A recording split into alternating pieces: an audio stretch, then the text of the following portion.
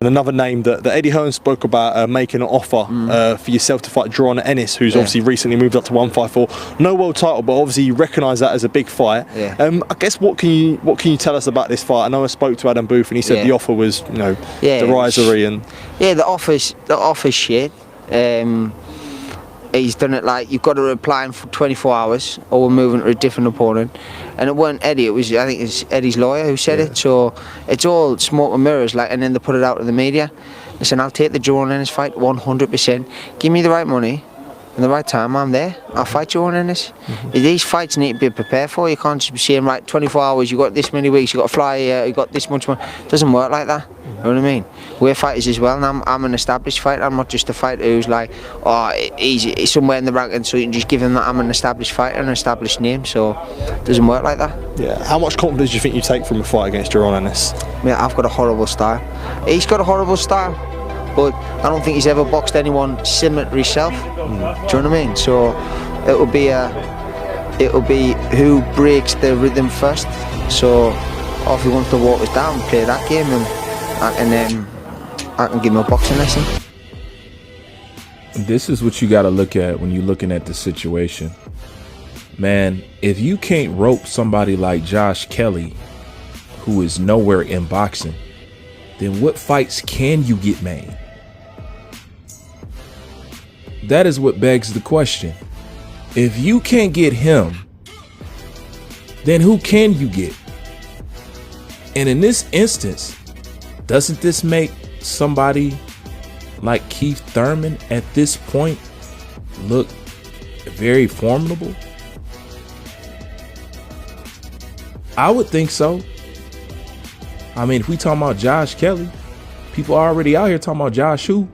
That's how long you've been gone or inactive or not on the radar or whatever you want to call it. But if you can't rope this kid, then who can you get? That's what I'm saying. Like, they playing over there. Eddie know he got to come out of money for JARON.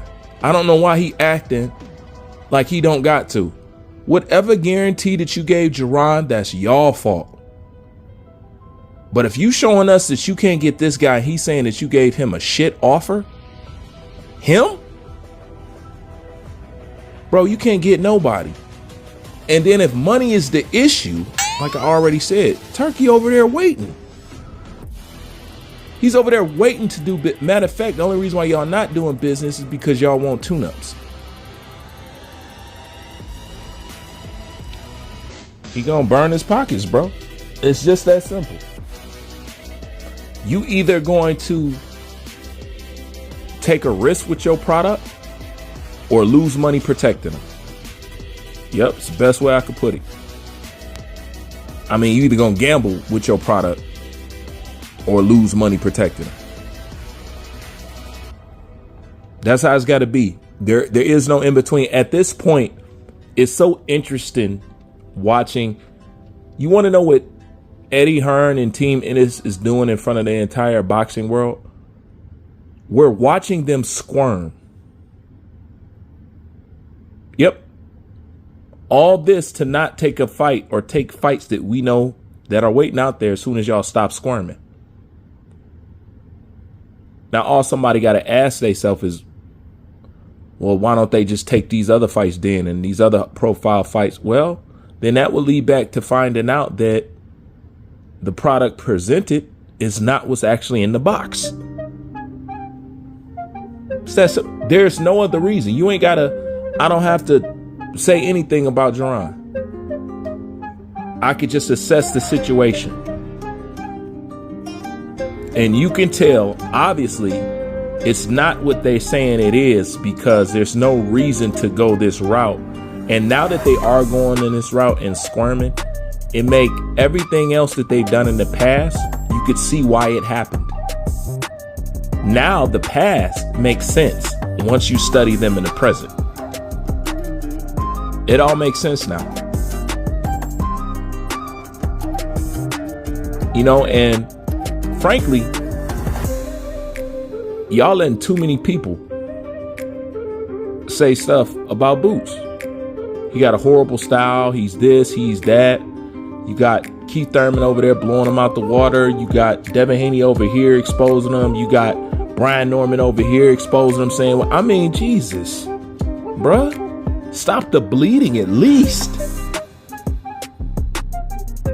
Man, like, just to do nothing. It looks, the more silent is going on, the more silence that's going on over there at Eddie HERN and Team ENNIS and them, the worse of this stuff look. I don't care, pump fake, jump out here and say something. But man, your brand is getting creamed. Creamed. This, ultimately, all of this will eventually affect you psychologically going into your next fight. You're going to be forever under that pressure stuff like Joshua or something. Forever under that pressure cooker. Man, you got to jump out in front of something, bro. I mean, this is embarrassing. Yeah, it's just, it should be embarrassing.